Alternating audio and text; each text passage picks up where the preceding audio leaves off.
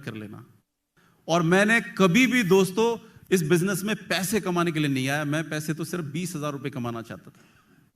मैं नौकरी कर रहा था 5,000 की, जब छोड़ के आया तो मैं 15 से 20,000 कमा रहा था जब मैं अपना बिजनेस छोड़ के आया था यहां।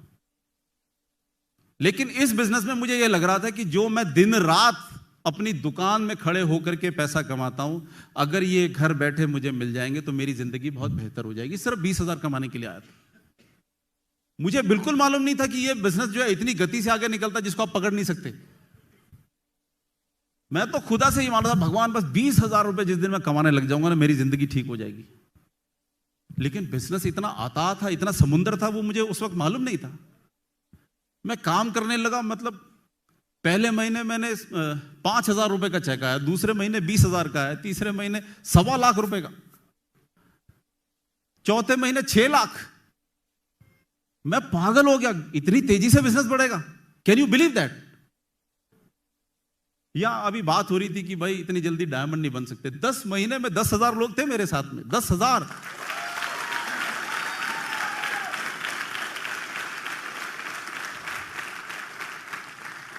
सब पूछते किया कैसे, मैं कौन हूं करने वाला, कैसे हुआ ये। एक ही बात थी दोस्तों, लोग मुझ पे भरोसा कर रहे थे। लोगों को लग रहा था ये आदमी जो है ना, ये गलत नहीं लगता, ये जो बोल रहा है ठीक बोल रहा है। उन्होंने मुझ पे भरोसा किया और मैं उनके साथ में खड़ा रहा, बस इतना ही है।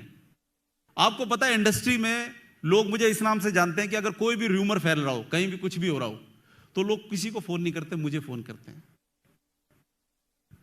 कटोच जी ऐसी ऐसी बात सुनने में आ रही है, क्या है। और मैं जो बोल देता हूं ना, उसी को पत्थर की लकीर मान करके लोग आगे बढ़ जाते हैं कि कटोच जी ने बोल दिया, टेंशन की कोई बात नहीं, आगे बढ़ो। क्यों? क्योंकि एक वक्त पे मैं एक कंपनी में काम करता था, 10 लाख रुपए उस जमाने में सन 2000 में आते थे मुझे। सन 2000 में 10 लाख रुपए मेरे आने शुरू हुए थे।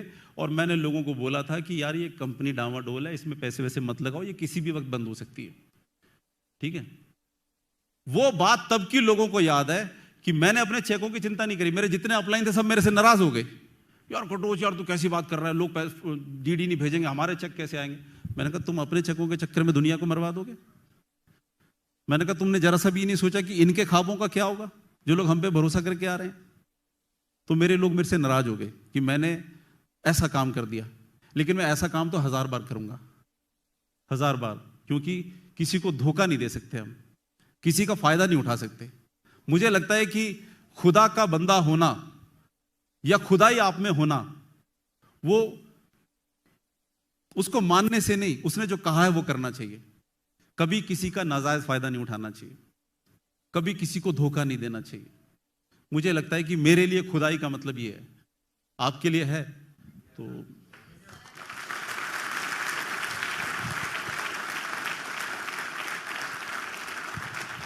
एक बात और बताना चाहता हूं आपको। अभी पिछले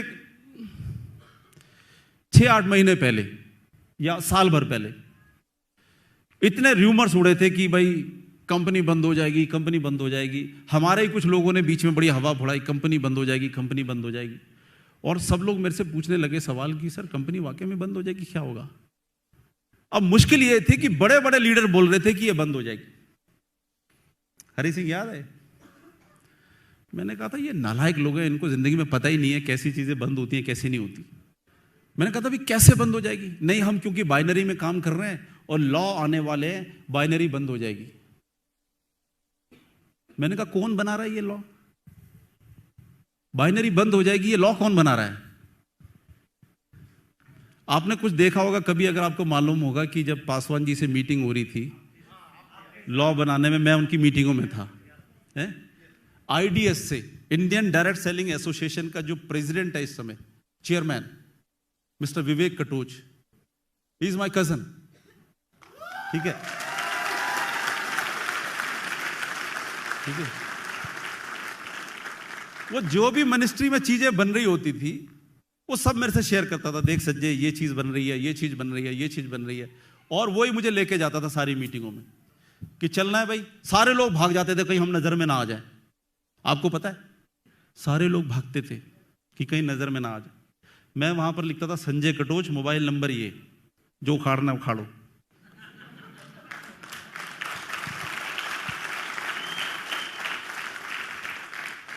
इसका मतलब यह है कि अगर आपका बिलीफ इस बिजनेस में नहीं है तो तुम सरवाइव कैसे करोगे?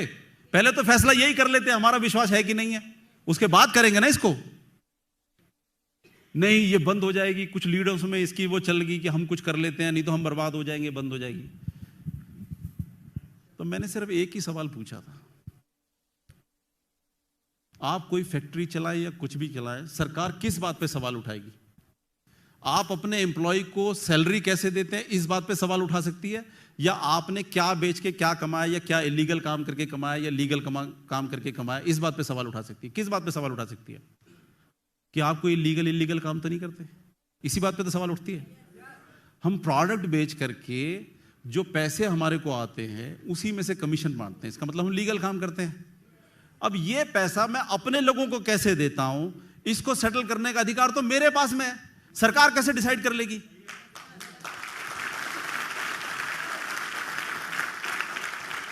मैं अपने कौन से एम्प्लॉय को कितनी सैलरी देता हूं वो तो मेरा अधिकार है। आप तो सिर्फ ये बात करो कि जी मैं जो काम करता हूं गलत है या सही है। अगर मेरा काम करने का तरीका सही है तो you are nobody to tell me how I will distribute my money.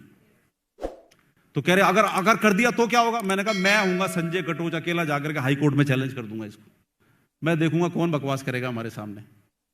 क्यों? ये बात दम कहां से आती है?